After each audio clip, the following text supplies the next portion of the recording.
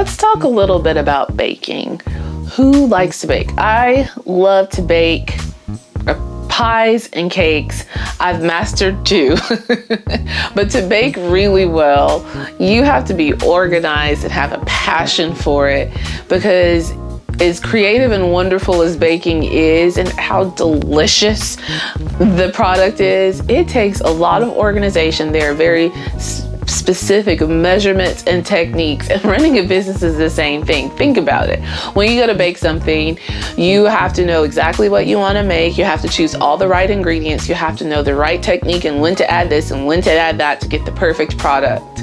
Business is the same. There are ingredients and particular steps that you take at the right time and the right way to make sure that you set up your business well and that it's running well and that it's set up to prosper. And that is the corporate compliance process that we're talking about. And today we're getting into the overview. This is video 2 of 7. Oh man, this is video 2 of 7 in the Biz Setup series about how to establish your business. Make sure you have all of the essential compliance components in order so that you can do business well and win, protect your business, and be set up to grow and dominate in your market. All right, let's get down to business.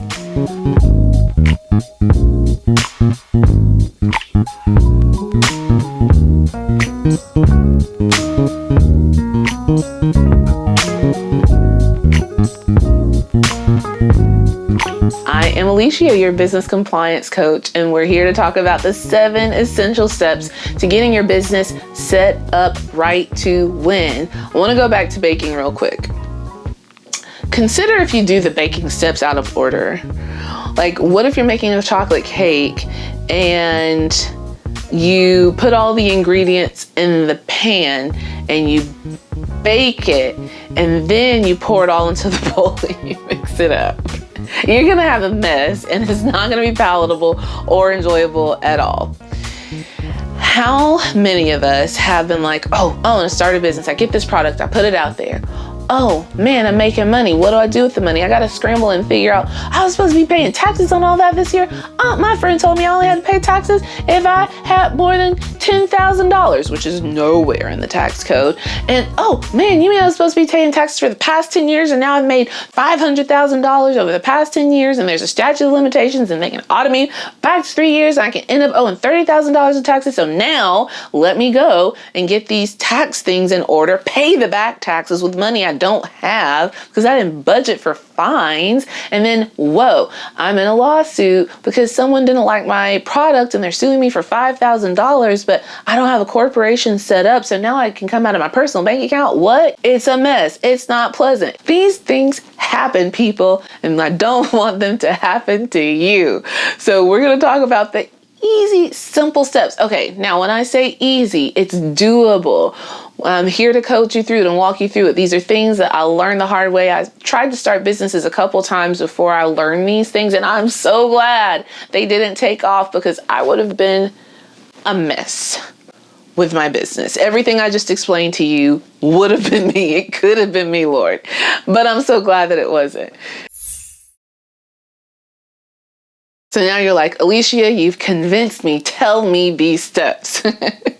When you're creating a corporate entity, there are 7 steps that you'll need to take as you're setting it up. And so we're going to do an overview and we're going to talk about the documentation and the processes for fulfilling these 7 steps so that your business can run. There are certain things that you cannot do unless you take these steps, okay? Step 1 is first to do industry research. Research is the smartest, savviest business decision you can make. Do research, ask questions, look on your state website to see what they require of businesses. Now, this research part is going to take you some time. It can take you a few hours just to see, okay, what is my state saying about business? How do I set up a business in my state? What are the state tax responsibilities that I have? What are the IRS responsibilities that I have? What are some sound practices on bookkeeping? And also, Industry research. Are you setting up a counseling practice? Are you setting up a youth service? Are you creating a daycare? Are you selling digital products online? Are you doing a coaching business? There are people out there who are doing what you're doing. There, in certain niches, there are associations set up and councils that govern those particular disciplines. So there's going to be a council for doctors and lawyers, of course, and counselors, of course. I think architects probably have a council, engineers, CPAs, and then in fields where maybe there's not like a council or an association that you have to subscribe to, there are people who are dominating that market who are thought leaders and voices on how it works. So if I am starting a YouTube channel, I'm going to go look and see what YouTube has to say, or someone who knows about running a YouTube channel. I'm going to go look to them to see what's going on, what's happening out there, because the really cool thing about starting a YouTube channel is there are people on YouTube telling you this is how to manage your channel, right? So you want to do research to see what is normal and expected in your niche. What are the requirements and regulations of your niche? Now we're talking about compliance. Industry research is also going to be very helpful for marketing. I'm not a marketing guru. I'm learning myself just like you. In fact, that is one of the pillars of my compliance system that we'll get into in another video. But you want to know what's expected, the regulations for your niche. For instance, if you're selling products online, there are some state and federal tax specifics that you need to know. If you're selling to people in certain states, you don't charge taxes. In a lot of states, if someone's buying a digital product in your state, who lives in your state, they have to pay a sales tax, and maybe some people don't. And then for certain digital products, it doesn't apply at all. So there's a lot to know, okay? Doing some research to see, are there any regulations, requirements, or industry-wide recognized best practices that I will not be held or lauded as credible if I don't do that. You want to know those things. Do the research, and that's going to inform how you want to do your business, how you want to set it up. When I was thinking about The Advocate, at first I was thinking about selling this biz launch program online as a package, as a coaching package. And in doing my research, I found that for me right now, it makes more sense and it's easier to do the majority of the work on YouTube and then offer these assessment services one-on-one. That's going to help me reach more people, get more information out. So research is super key. And then if you don't know if there are any industry requirements or regulations, talk to 2 or 3 professionals in your niche. Set up a time to talk with them or research their videos on YouTube or on the internet, articles. Go to see what they have to say, because a lot of time you're going to learn what you need to do through word of mouth. Unless you went to school to study something, I'm sure that when you go to law school or medical school or engineering school, you're going to learn ethics and regulations and whatnot. But a lot of us are starting businesses where that's not the case. If you have a knack for creating cosmetic products, there are going to be some industry standards that if you didn't have to go to beauty school or what's it called? Estheticians and beauticians, you may not know the regulations. And I don't know if there is an easily accessible school for creating skincare products, right? So you want to do some research and talk to people in the industry. All right, so that's a big one. Once you determine the work that you want to do, that's where you're going to decide your corporate structure. Are you going to be a sole proprietorship, a partnership, a limited partnership, a limited liability partnership, a limited liability company, a corporation? And then from there, are you going to be taxed as an S corporation or a C corporation?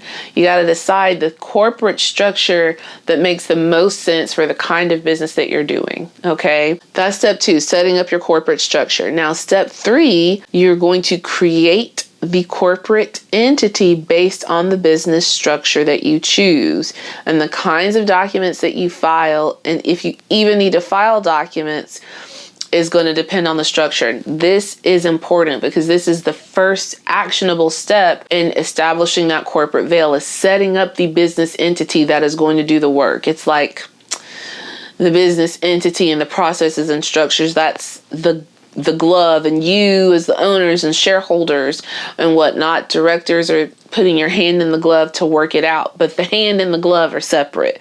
The glove is the tool that protects the hand and allows the hand to manipulate it, move around, to get the work done, right? But if something happens to the glove, the hand is okay. The glove is there to protect the hand. See what I did there? All right. Once you get your corporate structure set up, step 3, you're going to draft your governing documents, your corporate documents, based on the type of structure that you have. Some things we may have heard of: corporate bylaws or constitution and bylaws, board meeting minutes, corporate policies and procedures, resolutions. Do you know what these things are? If you're a business owner, you should. And we're going to go over what those are and how to set them up and how to use them. And after you draft your governing document, you're going to establish your foundational corporate records, your organizational board meeting if you're a corporation, your first consent to action if you are a solo business owner or the only director on your board of directors. Step 6, we're going to set up the financial foundation, obtain our EIN, and determine our accounting method and get our bookkeeping going. Okay. And step 7, set up your payroll processes and your tax accounts with the IRS and the state departments of revenue. Now, what happens a lot of times is we just stumble across these steps. I have talked with people who've done business for a while, and I went over these steps with them and they said, ooh, didn't know that. You should do that. We need that. And yeah, going back to the glove analogy, if you can maybe be gardening, or let's say woodworking. I like to do woodwork. I'm going to show you something. Okay, sorry for the blinding light over there, but you see that little headboard. I made that. So proud of it. And I have this fascination with taking wood to just do really cool, simple things. And, just got some wood, stained it, cut it down, put it in the wall. I've made shelves and all kinds of fun things, basic stuff for myself. And I sometimes will use gloves and sometimes not, but gloves come in handy when you're doing that kind of work. You're using a saw and drills and whatnot. If I am doing woodwork and I go to hammer in a nail, that glove can protect my hand from the nail going into my finger or coming in all the way if I miss it. I use protective goggles so that if wood shavings fly, they can get in and scratch my eye, or you hit a nail and it bounces and it hits in your face. Like, what? No, you use appropriate shoes so that your feet are protected and covered. A lot of times, most of the time, nothing's going to happen, but you keep that gear on just in case, and it helps you to manipulate and manage what you're doing safely. In addition to that, it's not just about safety. Corporate compliance is all about setting things in place so that you are ready to grow and ready to scale.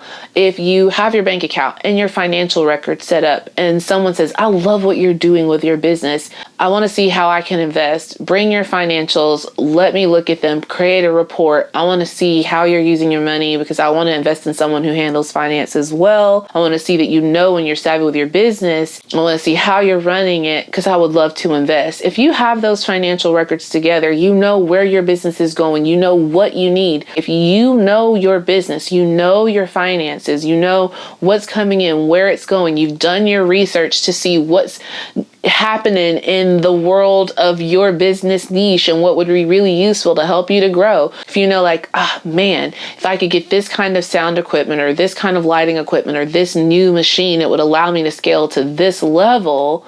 You know your business so that when you talk with people, you're credible. They know that you're accountable and trustworthy, and you are attractive to work with.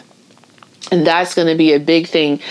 Establishing good corporate compliance lends to credibility. It makes you attractive and desirable to work with. When you can stand before people and speak well and be known as someone who is trustworthy and excellent in what they do, it makes you attractive to work with, attractive to purchase from, all that good stuff. There are people who are friendly and that I'll work with. I'm really into travel right now, so I've been looking for good travel agents to use. And the ones that I'm really attracted to are the ones who are responsive, who give me good recommendations, who can answer my questions, who are very friendly and knowledgeable and attentive. That's all via email communication. Excellence shines through. If you are excellent in what you do, your business can definitely prosper. Most of us, we want to know how to make money. And that's a big deal. I myself am studying, how do I market my business? How do I set up search engine optimization so that I can draw and attract the right people? That's a whole thing that I never learned that I really want to learn and do well. And when those people come and they watch my videos and purchase my services, am I handling my money right? Do I have a plan for where I want to grow so I know what to save and where to invest the money? Am I paying my taxes? Am I keeping my business entity up to date with the state so that I have an entity that can work and can earn money and is not going to be liable to the state or the IRS because I was operating without the right to do so? You know, these are the key things that are going to help you do your business well and win and protect it and strategize for the future so that you can dominate. I believe in you. I know that you can do this. I know that you're doing it well. You're working to do it well. You want to learn, you want to grow. And so we're here to help you do that. This is what the compliance is all about. So here are the steps. They're important steps. We're going to work through it together so that you can set them up simply and effectively and know how to work them. So if you have any questions, post them in the comments.